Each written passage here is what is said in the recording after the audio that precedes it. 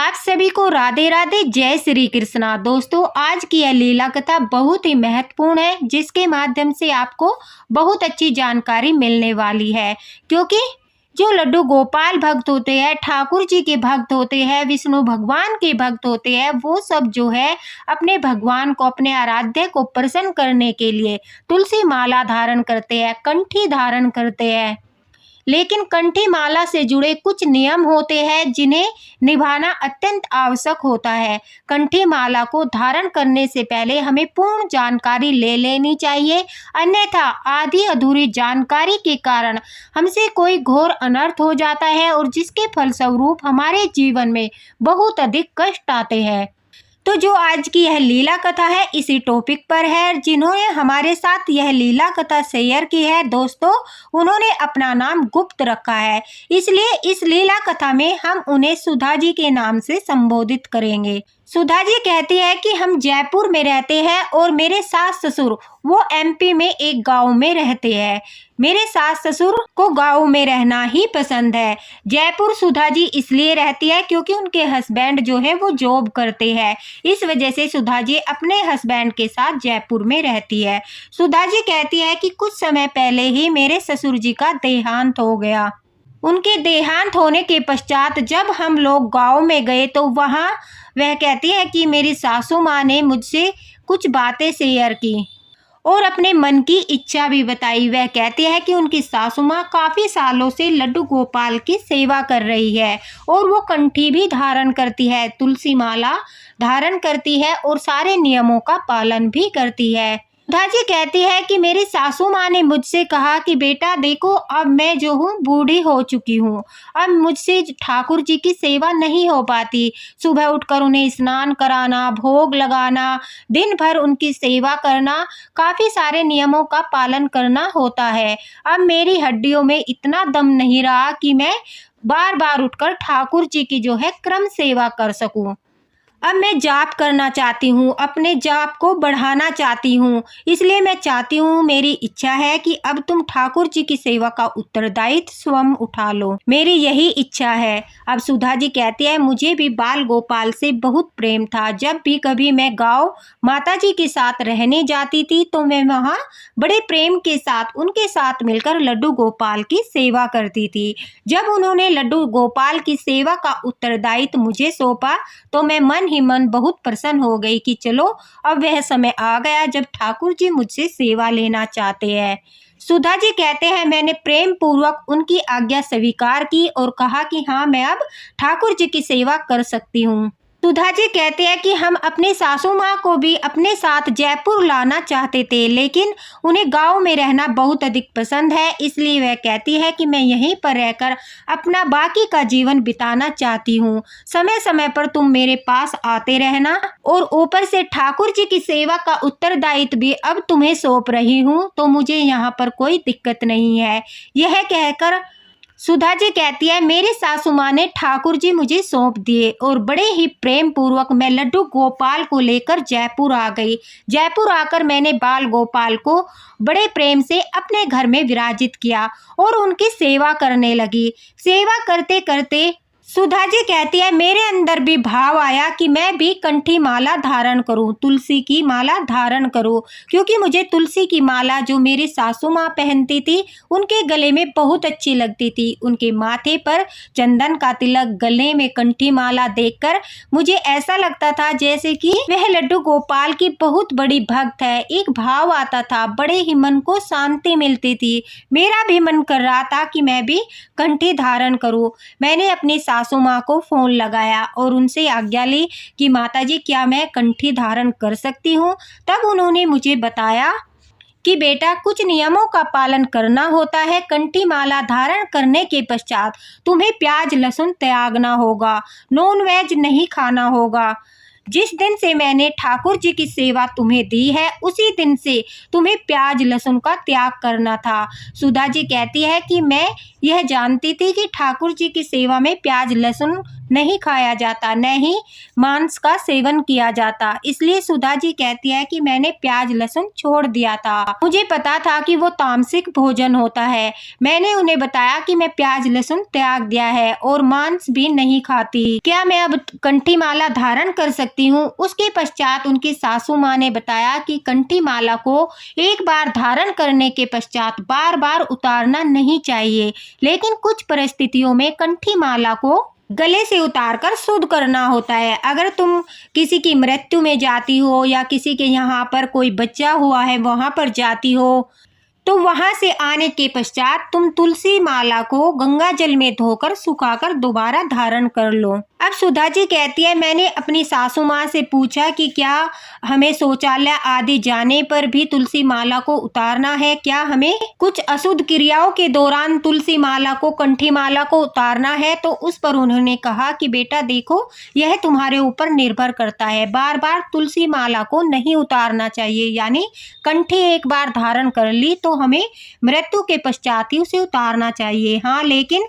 कभी कभी कुछ अशुद्ध गतिविधियों में आने के कारण कंठी माला को जो है गले से उतारकर गंगा जल से धोकर तुम तुरंत ही धारण कर लो। अब सुधा जी कहती है कि उनकी सासू माँ ने कहा कि जो तुलसी माला होती है, कंठी माला, वो कभी भी अशुद्ध नहीं होती, किसी भी अवस्था में वो अशुद्ध नहीं होती। बस उसका यही नियम है कि तुम्हें प्याज लहसुन नहीं खाना है, मांस मदिरा का सेवन नहीं करना है। जैसे मैंने बताया है कि अगर तुम मृत्यु में जाती हो या किसी के जन्म में जाती हो या फिर मासिक धर्म के बाद एक बार उतारकर गंगा जल से धोकर सुखाकर तुरंत से धारण कर लेनी है। इतनी बात सुनकर सुधा जी कहती है उनका मन प्रसन्न हो गया कि अब तो कोई आपत्ति की बात नहीं है, मैं भी कंठी माला धारण कर सकती हूँ। अब सुधा जी कहती है उन्होंने एकादशी के दिन जो है कंठी माला धारण कर ली। उसके पश्चात वो लड्डू गोपाल की सेवा करने लगी। लड्डू गोपाल की सेवा करते करते कंठी माला धारण करते हुए उन्हें पूरे 2 महीने हो चुके थे।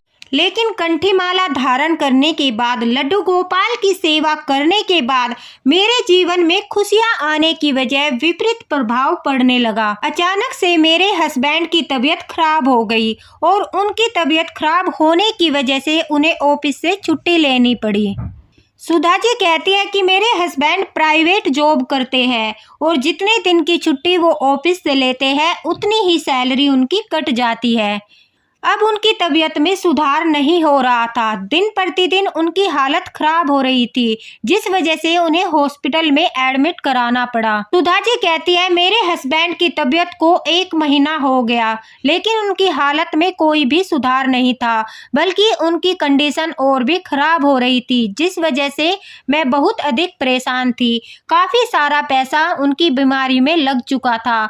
घर की अर्थव्यवस्था बिल्कुल खराब हो चुकी थी। मुझे कुछ भी समझ नहीं आ रहा था कि यह हमारे साथ क्या हो रहा है।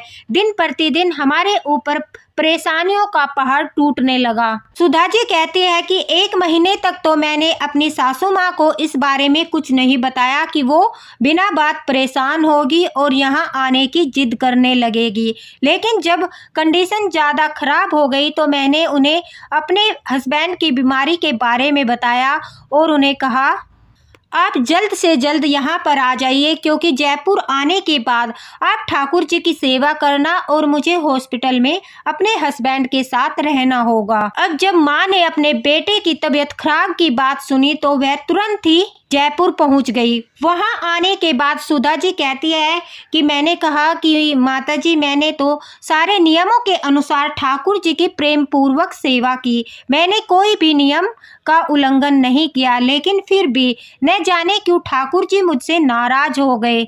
अब तो ठाकुर जी ही मेरे पति की रक्षा कर सकते हैं, आपके बेटे की रक्षा कर सकती है, वो ही हमारा मार्गदर्शन कर सकते हैं कि हमसे क्या भूल हुई है और किस कारण से इतनी सारी आपत्तियों का हमें सामना करना पड़ रहा है। अब सुधा जी कहती है कि वो माता जी को घर पर छोड़कर हॉस्पिटल अपने हस्बैंड के पास चली गई। जब वह हॉस्पिटल से अगले दिन घर वापस लौटी तो उनकी सासू माँ बड़े आश्चर्य के साथ उन्हें देख रही थी। अब सुधा जी ने उनसे पूछा कि माताजी क्या हुआ, आप इतने आश्चर्य के साथ मुझे क्यों देख रही हो? तो सुधा जी कहती है उन्होंने मुझसे एक ऐसा सवाल किया जिसे सुनकर मेरी भी रूह कांप गई। उन्होंने कहा कि बहू, तुमने ठाकुर जी की सेवा में घोर अनर्थ कर दिया, क्योंकि मुझे रात सौपन में ठाकुर जी दिखाई दिए और वो बहुत ज्यादा गुस्से में थे। उनकी आंखें बिल्कुल गुस्से से लाल हो रही थी। ऐसा रौद्र रूप मैंने अपने जीवन में ठाकुर जी का कभी नहीं देखा।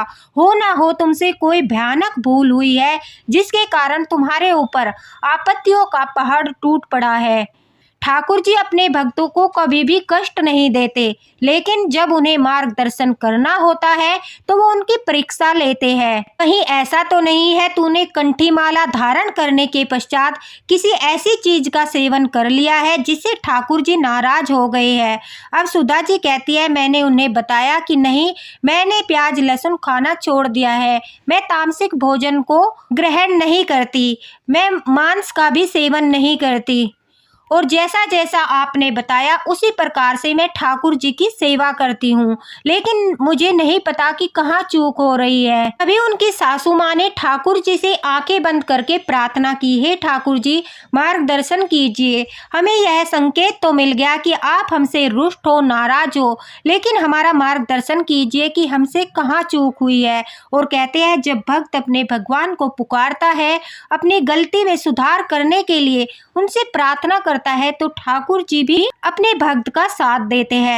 ठाकुर जी की लीला के कारण सुधा जी के मुंह से एक ऐसी बात निकली जिसे सुनकर सब कुछ स्पष्ट हो गया। सुधा जी कहती है, अचानक से मैंने अपनी सासू माँ से कहा कि माँ जी, मैंने आपसे एक बात छुपाई है। आपका बेटा जो है वो ड्रिंक करता है और कभी कभी नॉनवेज का सेवन भी करता है, लेकिन मैं आपको परेशान नहीं करना चाहती थी, इस वजह से मैंने यह बात आपको नहीं बताई।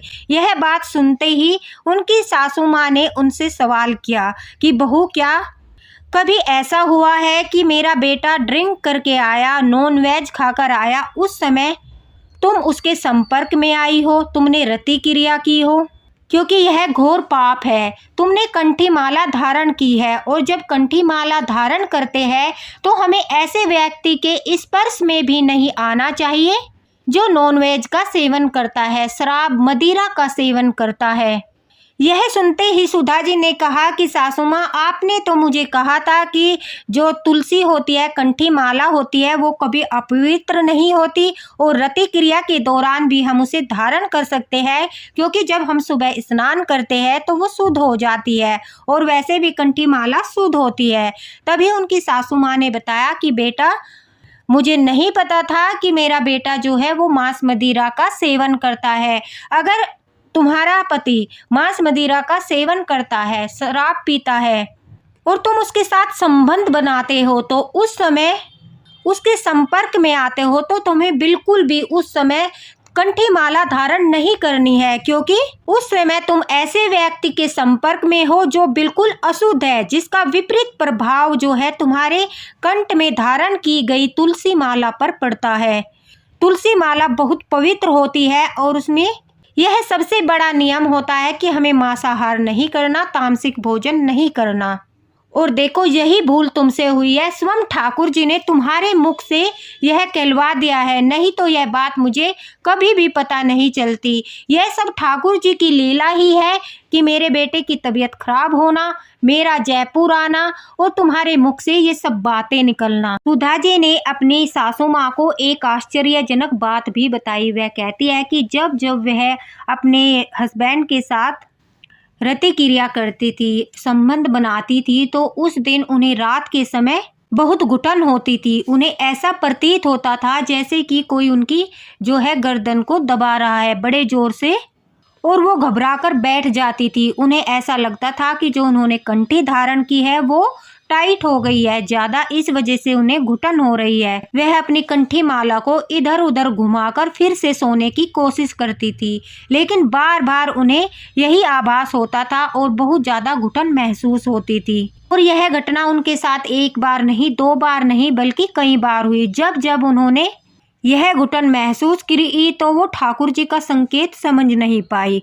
अब उनकी सासू माँ ने भी बताया कि बहू वो ठाकुर जी तुम्हें संकेत दे रहे थे, शायद तुम्हें कंठी माला की शक्ति का आभास नहीं है। मीरा जी भी कंठी माला धारण करती थी और जब उन्हें विष का प्याला दिया गया तो कंठी माला उनके गले में होने के कारण जब विष उनके गले से स्पर्श हुआ तो विष का प्रभाव उनके शरीर पर नहीं पड़ा।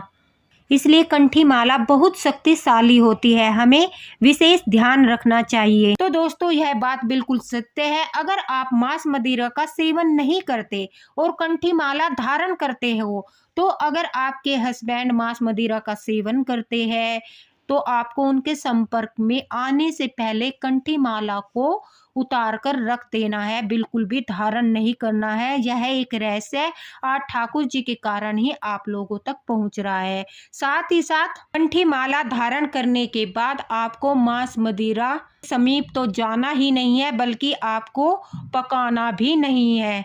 बहुत से कहते हैं कि हम खाते नहीं है लेकिन हम बनाते हैं, क्योंकि घर में लोग नहीं मानते। तो अगर आप कंठी माला धारण करते हो तो आप पका भी नहीं सकते। प्याज लहसुन को भी आपको ज़्यादा से ज़्यादा अवॉइड करना है, वो पकाना नहीं है।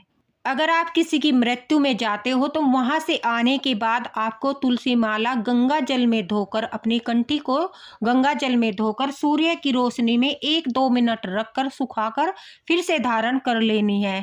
मासिक धर्म में 5 दिन के नियम के बाद जब आप सिर धोकर पूजा पाठ करते हो उस समय भी आपको कंठी माला को उतारकर 1-2 मिनट के लिए ही गंगा जल में धोकर उसे धारण कर लेनी है। अगर आप रति क्रिया के दौरान कंठी माला उतारते हो तो बहुत अच्छी बात है, उतार देनी चाहिए, जो मेरा खुद का अनुभव है। अगर नहीं आप उतारते तो आप इस बात का विशेष ध्यान रखिए, जो गलती सुधा जी से हुई है उस गलती को मत करिए, अन्यथा आपको भी कष्टों का सामना करना पड़ेगा। मेरा तो यही अनुभव है कि रति क्रिया के दौरान भी हमें कंठी माला को उतार देना चाहिए। बाकी आपके ऊपर निर्भर करता है कि आपका मन क्या कहता है, आपको धारण करनी चाहिए या नहीं करनी चाहिए। अब सुधा जी कहती है जब उन्हें यह बात पता चली तो उन्हें बहुत ही पश्चाताप हुआ। उन्होंने ठाकुर जी से माफ़ी मांगी और अपने किए पर बहुत शर्मिंदा हुई। उन्होंने कहा कि माँ जी मुझसे बहुत बड़ी भूल हो गई है, मैंने सब चीज़ों का ध्यान रखा लेकिन इस बात का ध्यान ही नहीं रखा कि मुझे इन सब क्रिया के दौरान भी कंठी माला को धारण नहीं करना है, क्योंकि यह अशुद्ध अवस्था थी। अब सुधा जी कहती है जब उन्होंने ठाकुर जी से माफ़ी मांगी और आगे से ऐसी गलती न दोहराने के लिए ठाकुर जी के सामने संकल्प लिया तो उसके पश्चात वह कहती है कि धीरे धीरे उनके हस्बैंड की तबीयत सुधरने लगी और ठाकुर जी की कृपा से ऐसा चमत्कार हुआ कि उनके हस्बैंड ने भी मांस मदिरा का सेवन करना बिल्कुल बंद कर दिया। अब उनके सासू माँ ने भी उन्हें समझाया कि बेटा देखो ये सब ठाकुर जी की लीला थी, वो नहीं चाहते थे तुम्हारे जीवन में कष्ट आए, लेकिन कुछ गलतियों के कारण वह तुम्हारा मार्गदर्शन भी करना चाहते थे, इसलिए उन्होंने यह सब लीला रच दी और तुम्हें कुछ समय के लिए कष्ट देकर इतना बड़ा ज्ञान दे दिया जिसके कारण तुम जीवन भर कोई गलती नहीं दोहराओगी और प्रेम पूर्वक ठाकुर जी की सेवा करोगी।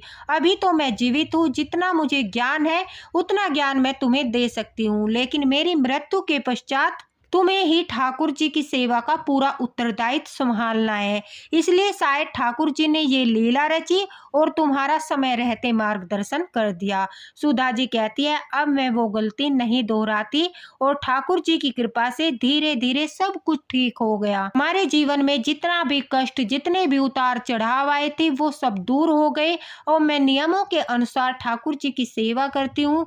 मैंने कंठी माला धारण की है लेकिन मैं शुद्धता और पवित्रता का पूरा ध्यान रखती हूँ। शौच इत्यादि जाती हूँ तब मैं माला को नहीं उतारती। मासिक धर्म के दौरान भी मैं अपनी कंठी माला को नहीं उतारती, लेकिन संभोग के समय रति क्रिया के दौरान मैं कंठी माला को उतारकर मंदिर में रख देती हूँ और फिर स्नान इत्यादि करने के बाद ही तुलसी कंठी माला को धारण करती हूँ। अगर आप चाहते हो शुद्धता और पवित्रता के साथ, नियमों के पालन के साथ, तो आपको भी ठाकुर जी की विशेष कृपा अवश्य ही प्राप्त होगी। प्रदोष काल में गुरुवार के दिन, एकादशी के दिन आप कंठी माला धारण कर सकते हो, बहुत अच्छे दिन होते हैं और कंठी माला से जुड़ा अगर आपका कोई भी क्वेश्चन है तो आप कमेंट बॉक्स में पूछ सकते हो। और सुधा जी का बहुत बहुत धन्यवाद कि उन्होंने अपनी लीला कथा सभी भक्तों के साथ शेयर की, जिसके माध्यम से सभी का इतना अच्छा मार्गदर्शन हो पाया। क्योंकि कंठी माला को लेकर, तुलसी माला को लेकर काफ़ी सारे क्वेश्चन भक्तों के मन में होते हैं।